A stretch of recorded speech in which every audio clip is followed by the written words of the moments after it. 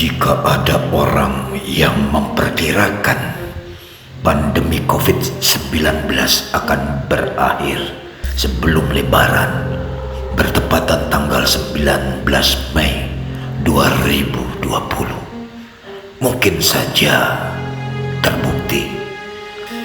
Segala yang mustahil bisa saja terjadi karena kehendak ilahi. Semoga ketika dunia disibukkan, ditakutkan dalam kengerian merebaknya pandemi COVID-19, sehingga semua jiwa merasa dihadapi kegelisahan, rasa takut dan khawatir. Bagaimana seorang penyair menangkap, membaca, lalu mengekspresikan ke dalam tulisan.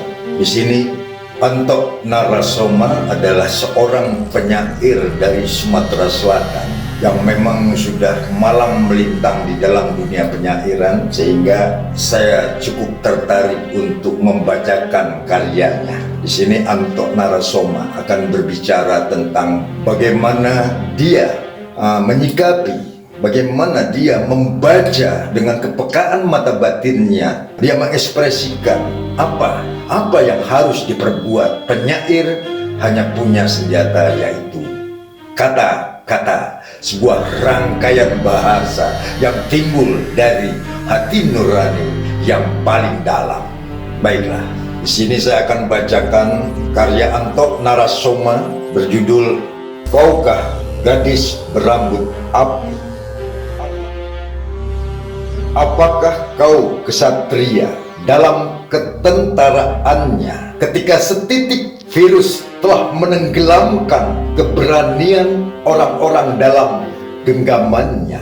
Ombak ketakutan yang membadai di antara laut dan samudera, kau hadirkan kematian yang sia-sia seperti malaikat yang diam-diam memburu kematian karena maut dan cengkraman ajal. Kau gelitik dari ruang kerongkongan dan pintu-pintu pernapasan begitu dahsyat ketika kecintaan atas dirinya tenggelam dalam kematian dirimu.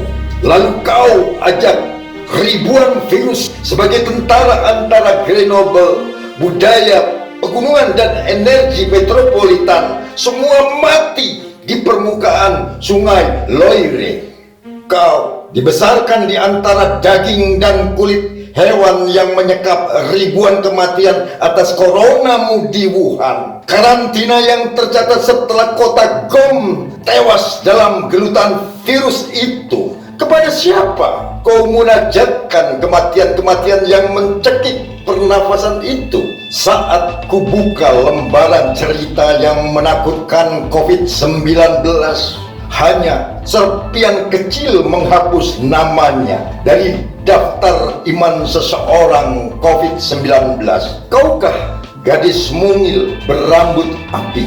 Tanya orang-orang berpihak pada ketakutan, makin membumbung namamu sebagai masalah, makin lupa pikiran orang-orang di negeri itu atas kebenaran hidup karena alif menjadi abjad.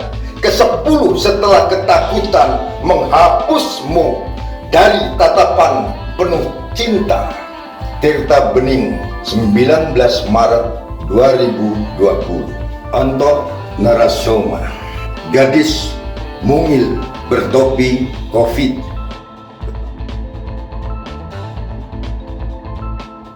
Ketakutan dan khawatir menjadi saudara kandung. Ketika putri cantik berambut api diam-diam memecah diri tiap serpihan jasad yang tiba dari satu induk ke induk semang lainnya, kau sajikan api-api yang merenggut kehidupan gadis mungil pada hikayat kecil, lebih tajam dari seutas mata pisau. Tiap saat catatan yang kau tulis di tepian halaman membunuh orang-orang di jagat ini. Lockdown! Begitu lingkaran maut, lalu kau sembunyikan api-api itu dalam ketertutupan di antara bangsa. Ribuan suspek yang menggelitik kerongkongan waktu telah mematikan keyakinan atas dirinya. Lalu dari kampung dan kota-kota kau menyelinap dalam kesombongan yang menjadi tuan rumah di Wuhan. Kepada siapa import case itu kau adukan sebagai endemik dari satu wilayah ke wilayah penularan? Sejak portal pertama kau selusupi sebagai gadis berambut api, kau putuskan kebersamaan orang-orang itu dalam kerumunan persaudaraan. Corona, kau tebar perpindahan dari ruang sunyi ke petak-petak kesunyian hati, karena hantu yang menciptakan ketakutan menjauhkan bentuk perkumpulan dalam suspek kematian hati nurani. Kau, gadis mungil berambut api, tak ada asap dan kabar kematian yang membara begitu panas membakar suasana. Maka hindari pergaulan, wahai gadis mungil bertopi COVID, karena serpian virus yang terpapar di medan kehidupan menjadi Tuhan bagi mereka yang ketakutan, katanya. Tirta Bening, 20 Maret 2020. Partitur Corona dalam 5 bab. Aku termangu di jendela waktu yang hadir dengan gejolak hatiku. Lama aku bercermin, benarkah telah merenggut kuasamu?